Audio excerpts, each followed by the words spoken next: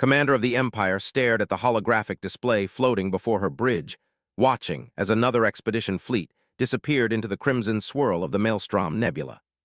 The twisted space phenomenon had claimed 17 different alien civilizations' best ships over the past 3 standard years, each attempt more expensive and elaborate than the last. The bridge of her flagship, Eternal Dominion, buzzed with activity as her tactical officers processed the latest failure reports. The Crystalline Hive had just lost their most advanced bioships worth approximately 4 million credits each.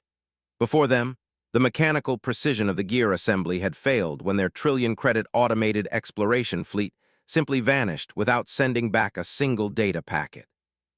"Status report," commanded, her 4 arms gesturing impatiently at the junior officers scrambling around their control stations. Lieutenant L, a reptilian being from the Outer Rim territories, approached with obvious reluctance. "Commander, we have confirmed total loss of contact with the Hive fleet.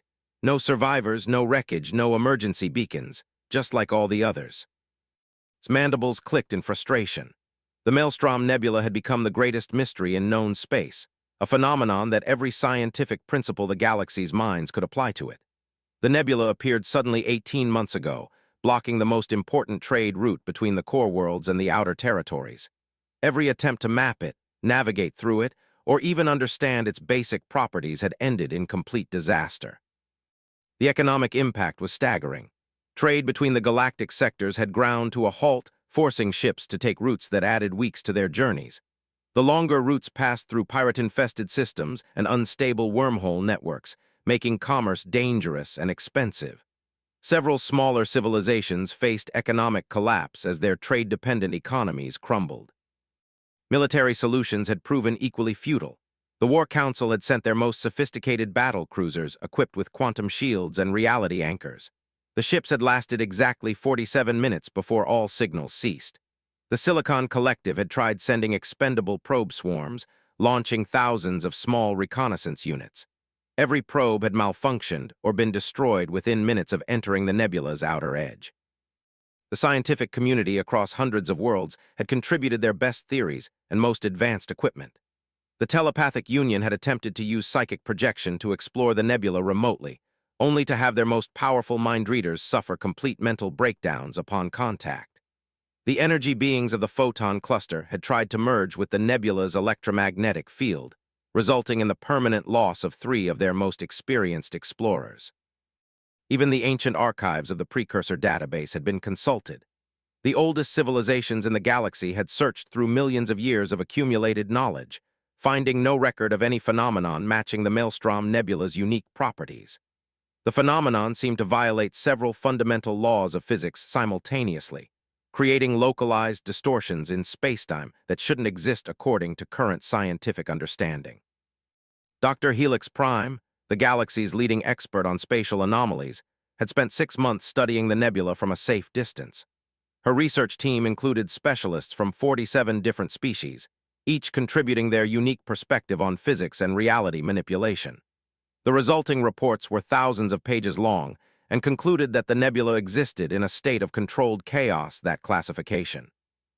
"The energy readings make no sense," Dr. Prime had explained during her presentation to the Galactic Emergency Council. "We're detecting matter that exists in 7 dimensions simultaneously, gravity wells that pull in multiple directions at once, and temporal distortions that seem to flow backward through time. Nothing in our combined scientific knowledge explains how this is possible." The economic pressure continued mounting as more civilizations felt the impact of the blocked trade route. The merchant guilds had placed a bounty of 50 million credits on any solution that would allow safe passage through the nebula.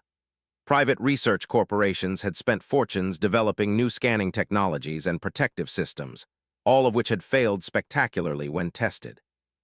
Even the galaxy's most advanced artificial intelligences had been stumped. The Machine Consciousness Network had dedicated enormous processing power to analyzing the nebula, running millions of simulations and theoretical models. Their conclusion was that the nebula operated according to rules that existed outside normal physical laws, making it impossible to predict or navigate using conventional methods. Religious leaders across the galaxy had begun declaring the nebula a divine punishment or supernatural phenomenon. Some species had started worshipping it as a manifestation of cosmic forces beyond mortal understanding. Others had declared it a test from their ancient gods, requiring some form of spiritual solution rather than technological intervention.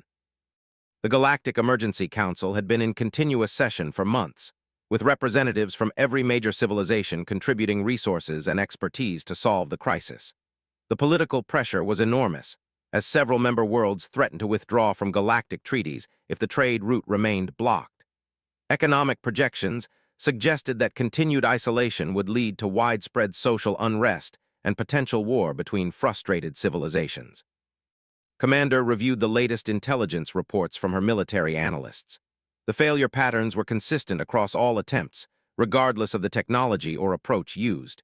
Ships entering the nebula experienced complete system failures within minutes, followed by total communication blackouts. No wreckage had ever been recovered, and no survivors had ever returned to explain what happened inside the phenomenon. The mystery had consumed the galaxy's attention and resources on an unprecedented scale. Universities had redirected their entire research budgets toward studying the nebula. Military organizations had shelved other projects to focus on developing new exploration technologies.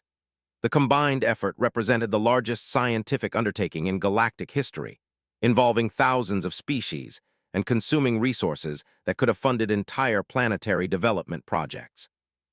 Yet despite all this effort, expertise, and expense, the Maelstrom Nebula remained as mysterious and impenetrable as the day it first appeared. The galaxy's greatest minds were no closer to understanding its nature or finding a way to navigate through it safely. The phenomenon had become a symbol of the limits of advanced civilization's knowledge and capabilities. Standing on her bridge, watching the latest expedition reports scroll past, Commander felt the weight of galactic expectations pressing down on her shoulders. Her own empire had committed enormous resources to solving this problem, and failure would mean economic and political disaster. The military reputation depended on their ability to overcome impossible obstacles, yet this nebula had defeated every strategy they could devise.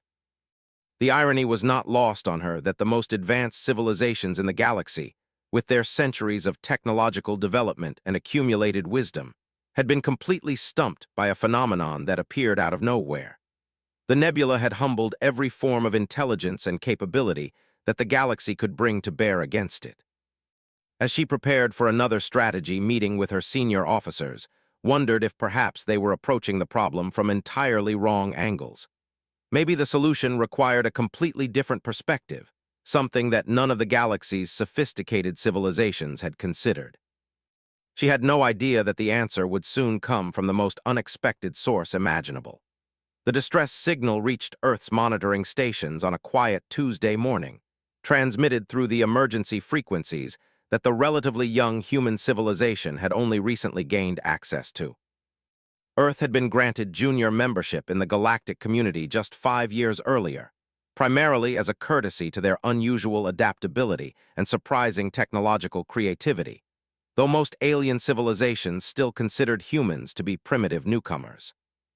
Dr. Sarah, a theoretical physicist working at the International Space Research Facility, was reviewing routine astronomical data when the emergency broadcast began playing through the laboratory's communication systems.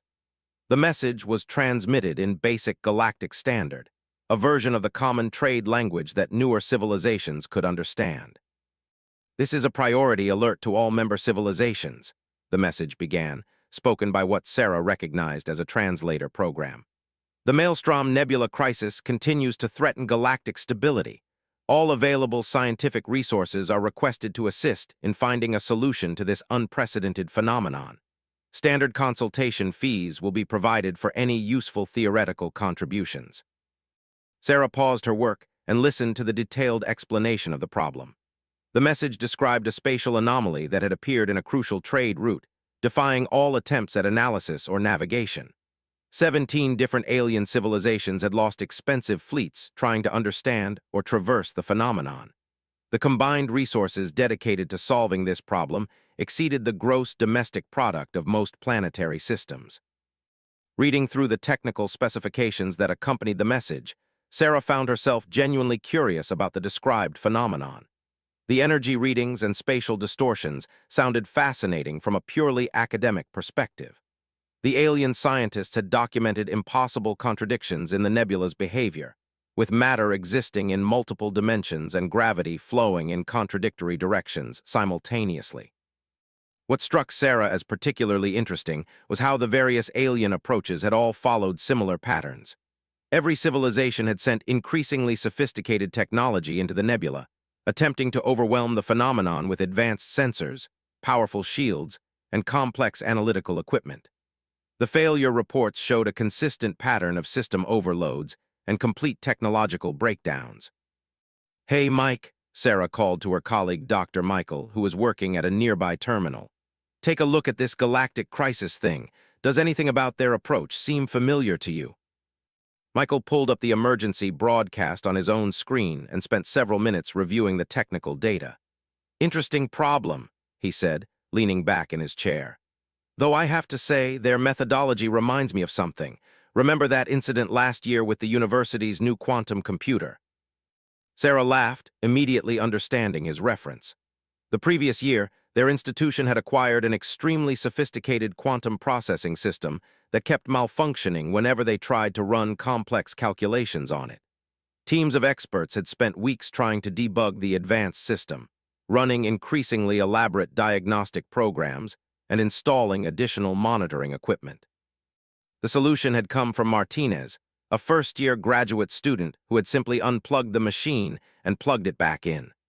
The quantum computer had been overwhelming itself with recursive error-checking protocols, and a basic restart had cleared the accumulated computational conflicts.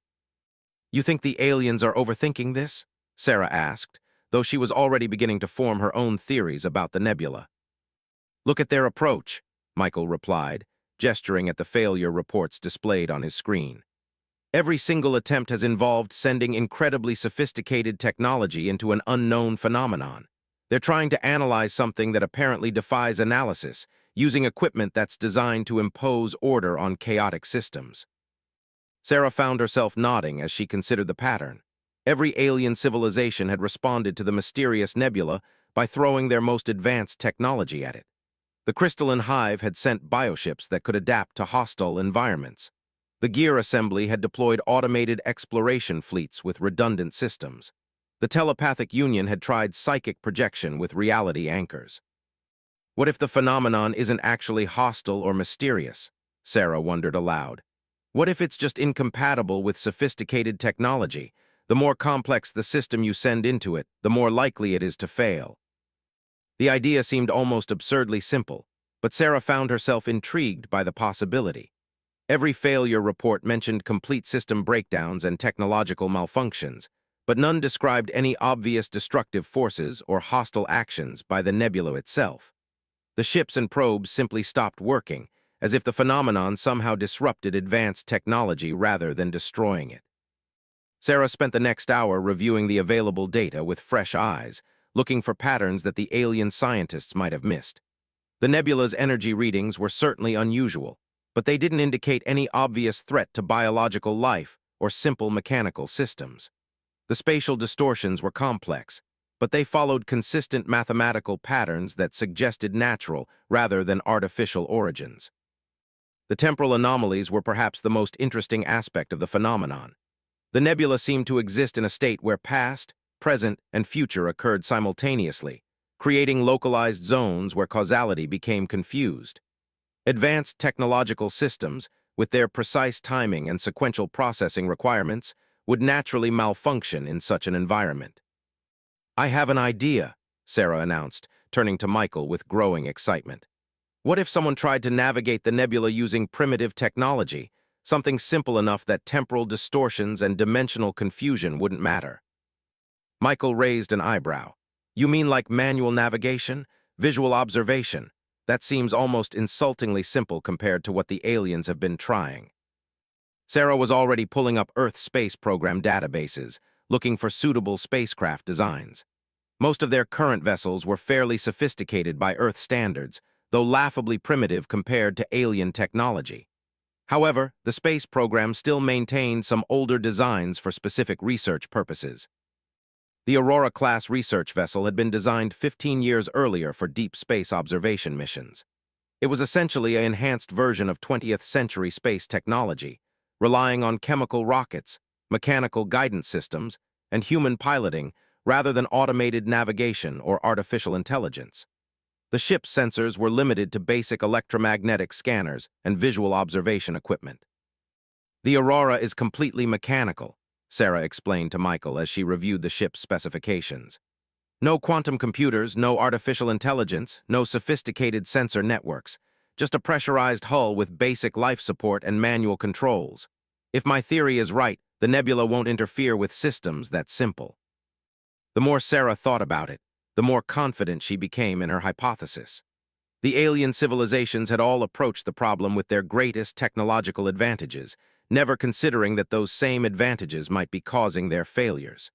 It was like trying to solve a puzzle by applying more and more force instead of looking for the simple mechanism that would open it easily. Within hours, Sarah had prepared a preliminary proposal for submission to the Galactic Emergency Council. Her suggestion was to attempt transit of the Maelstrom Nebula using primitive human technology and manual navigation techniques.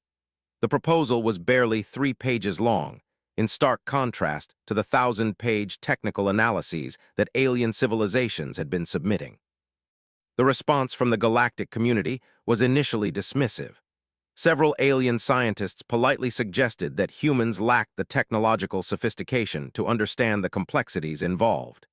The Empire's response was particularly condescending, noting that civilizations with millions of years of scientific advancement had failed to solve the problem. However, economic desperation was beginning to override scientific pride. The cost of the blocked trade route was mounting daily, and political pressure was building for any solution, regardless of its source. After 3 weeks of bureaucratic delays, the Galactic Emergency Council agreed to authorize a human attempt, primarily because no other options remained. Sarah volunteered to pilot the mission herself, arguing that her theoretical understanding of the phenomenon made her the most qualified candidate. The decision was met with significant resistance from Earth's government, who worried about the political implications of losing their representative on such a high-profile mission. This could either establish humanity as a valuable member of the galactic community, or it could embarrass us in front of every advanced civilization in known space, explained Director Harrison during Sarah's final briefing. Sarah understood the stakes involved, but she remained confident in her analysis. The nebula's behavior patterns strongly suggested that complexity itself was the problem, not any inherent hostility or danger. A simple approach using primitive technology should be able to navigate through the phenomenon without triggering the system failures that had defeated every alien expedition. The Aurora was prepared for launch within a month, equipped with additional life support systems and emergency supplies, but otherwise maintaining its original mechanical design.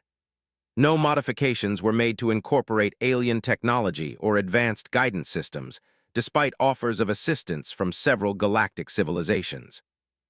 As Sarah prepared for departure, she couldn't help but appreciate the irony of the situation. The galaxy's most advanced civilizations had spent millions of credits and their best scientific minds on this problem, only to be potentially solved by a species that had barely learned to leave its home planet. The launch itself was surprisingly simple compared to the elaborate preparations that had accompanied the alien expeditions.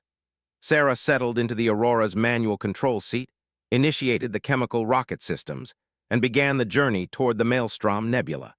Her ship's primitive sensors could barely detect the phenomenon's presence until she was almost close enough to see it with visual observation. The Maelstrom Nebula appeared on Sarah's as a massive swirl of crimson and gold gases, stretching across several thousand kilometers of space. Even through the Aurora's basic optical sensors, she could see the strange way light bent and twisted around the phenomenon's edges, creating visual distortions that hurt to look at directly. Throughout the galaxy, millions of beings watched through remote observation platforms positioned at safe distances from the nebula. The human attempt had become the most closely monitored event in recent galactic history, with representatives from every major civilization tracking Sarah's progress through their most sophisticated long-range sensors. Commander observed from her flagship's bridge, surrounded by military advisors and scientific consultants who had gathered to witness either humanity's triumph or their expected failure. The betting pools on various alien worlds heavily favored complete disaster, with most observers expecting the primitive human vessel to be destroyed even faster than previous expeditions. "Human vessel Aurora, this is Galactic Emergency Control," came the transmission through Sarah's basic communication system. "You are approaching the outer boundary of the phenomenon. All previous expeditions have experienced total system failure within the first 15 minutes of contact. Please maintain continuous communication and abort immediately if you experience any equipment malfunctions." Sarah acknowledged the message while making final adjustments to her mechanical flight controls. The Aurora's guidance system was entirely manual, requiring constant attention and adjustment rather than automated navigation. She had spent weeks practicing the precise control inputs needed to maintain stable flight through unpredictable conditions. As the Aurora crossed into the nebula's outer edge, Sarah immediately noticed the strange effects that had confused alien sensors for months. The ship's simple electromagnetic detectors registered impossible energy readings, with particles that seemed to exist in several locations simultaneously. Gravity fluctuated in random directions, creating a sensation like falling in multiple directions at once. However, the mechanical systems continued functioning normally. The chemical rockets maintained thrust when Sarah adjusted the controls manually. The basic life support systems cycled air and maintained cabin pressure without any interference. The ship's hull integrity remained solid despite passing through regions of space where sophisticated alien sensors had detected reality distortions. "This is Aurora to emergency control," Sarah transmitted, trying to keep excitement out of her voice. "I am now 15 minutes inside the nebula boundary. All mechanical systems are functioning normally. The gravitational anomalies are noticeable but not affecting flight capabilities." The response from the monitoring stations was immediate and intense. Across dozens of alien civilizations, emergency committees went into session as they realized that the human vessel was successfully operating in an environment that had destroyed every previous expedition. Scientific teams scrambled to analyze how primitive technology could succeed where their most advanced systems had failed. Dr. Helix Prime, the galactic expert on spatial anomalies, watched the developing situation from her research station with growing amazement. "How is this possible?" she asked her assistant, a crystalline being whose species had contributed some of the most sophisticated scanning equipment to previous attempts. "Their technology is centuries behind our most basic systems." Sarah continued deeper into the nebula, navigating by visual observation and manual calculation rather than relying on automated guidance systems.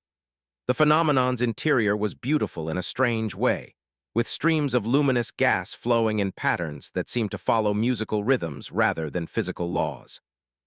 The temporal distortions created areas where she could see her own ship from multiple time periods simultaneously, but the simple mechanical controls remained unaffected by the temporal confusion. The key insight proved to be exactly what Sarah had theorized. The nebula existed in a state where complex systems became overwhelmed by contradictory inputs and conflicting data streams. Sophisticated computers tried to process impossible information and crashed when they couldn't resolve the logical paradoxes. Artificial intelligence systems became trapped in recursive loops trying to understand phenomena that violated their programming assumptions. However, mechanical systems operated according to basic physical principles that remained constant even in the distorted spacetime of the nebula. Chemical rockets produced thrust by expelling mass in the opposite direction, regardless of how many dimensions the mass existed in. Manual controls responded to physical input without requiring computational processing or logical analysis. "Aurora to emergency control," Sarah transmitted after 2 hours of steady progress through the phenomenon. "I have successfully navigated approximately 60% of the nebula's diameter. All systems remain functional. The spatial distortions are significant but appear to follow consistent patterns that can be predicted through visual observation." The galactic monitoring stations erupted in activity as scientists realized that humanity might actually solve the crisis that had stumped their most advanced civilizations. Economic projections were updated in real time as traders and corporations prepared for the possibility that the vital trade route might be reopened within days rather than years. Sarah's approach to navigation was fundamentally different from anything the alien civilizations had attempted. Instead of trying to impose technological solutions on a chaotic environment, she worked with the nebula's natural patterns. When gravitational currents pulled the aurora in unexpected directions, she used manual thrust adjustments to guide the ship along the path of least resistance rather than fighting against the forces. The temporal anomalies that had confused alien computers actually provided useful navigation reference points. By observing how light and matter behaved in different time streams, Sarah could predict where stable flight paths would emerge. The visual distortions that had overloaded sophisticated sensors were manageable when viewed directly through the ship's simple optical windows. "I'm beginning to see the far edge of the phenomenon," Sarah reported after 4 hours of careful navigation. "The gas density is decreasing, and the gravitational anomalies are becoming less severe. I estimate another 30 minutes to complete transit." Throughout the galaxy, alien civilizations that had spent millions of credits on failed expeditions watched in stunned silence as a primitive human vessel accomplished what their most advanced technology could not. The implications were staggering, not just for the immediate trade route crisis, but for fundamental assumptions about technological advancement and problem-solving approaches. Commander found herself experiencing emotions she couldn't readily identify. The Empire prided itself on military and technological superiority, yet they were being shown up by a species that had barely developed interstellar flight. "How?" she asked her science officer, a question that was being repeated on bridges and in laboratories across known space. The answer was becoming clear as alien scientists analyzed Sarah's progress through the nebula. The human approach represented a completely different philosophy of problem-solving. Where alien civilizations had responded to complexity with more complexity, Sarah had succeeded through elegant simplicity. Where sophisticated technology had failed due to its own limitations, primitive mechanical systems had proved robust and adaptable. Sarah emerged from the far side of the Maelstrom Nebula exactly 4 hours and 43 minutes after entering, setting a new galactic record for the fastest transit of any spatial anomaly. Her simple status report triggered celebrations on dozens of worlds where the economic crisis had threatened social stability. "Aurora to emergency control, I have successfully completed transit of the Maelstrom Nebula. All systems remain operational. The navigation route I followed appears to be stable and suitable for regular traffic using similar technological approaches." The economic impact was immediate and dramatic. Within hours, shipping companies were retrofitting their fleets with backup mechanical control systems and manual navigation equipment. The cost of these modifications was trivial compared to the value of reopening the blocked trade route. Political tensions that had been building between isolated civilizations began to ease as commerce resumed. However, the deeper implications of humanity's success would reshape galactic civilization for generations to come. Sarah had demonstrated that technological advancement was not always synonymous with problem-solving capability. Sometimes the most sophisticated approach was the wrong approach, and elegant solutions could be found through understanding rather than overwhelming force. The 50 million credit bounty was transferred to Earth's government, though the true value of the achievement could not be measured in monetary terms. Humanity's status in the galactic community was permanently elevated, with several major civilizations offering technology sharing agreements and research partnerships. Dr. Sarah returned to Earth as a galactic hero, though she remained modest about her achievement. "I just applied basic problem-solving principles," she explained during her debrief sessions. "When complex approaches aren't working, try simple ones. When technology fails, go back to fundamental principles." The nebula wasn't actually hostile or mysterious, it just required a different perspective. The Maelstrom Nebula became a regular part of galactic trade routes, with specially modified ships using mechanical backup systems to navigate safely through the phenomenon. Human pilots, with their experience in manual navigation and adaptive problem-solving, became highly sought after for training programs across alien civilizations. Years later, when galactic historians studied the crisis, they would identify it as a turning point in interstellar civilization. The event had demonstrated that newcomer species could contribute valuable perspectives that more established civilizations might overlook. It had also shown that technological advancement needed to be balanced with fundamental understanding and creative problem-solving. For Commander, the experience became a lesson in humility that influenced her military strategies for the rest of her career. The Empire began incorporating human advisors into their planning committees, recognizing that different perspectives could provide solutions that pure technological superiority could not. The galaxy had learned an important lesson from humanity's success. Sometimes the most advanced civilizations needed to step back and remember that the simplest solutions could be the most elegant ones. Progress was not always about developing more sophisticated technology, but about understanding when to apply the right tool for the specific problem. Sarah's achievement had taken less than 5 hours to complete, solving a crisis that had consumed galactic attention and resources for years. The human approach had succeeded not through superior technology or vast resources, but through clear thinking and willingness to challenge fundamental assumptions about how problems should be solved. In the end, the crisis had been resolved by someone who understood that sometimes the best way forward was to go back to basics.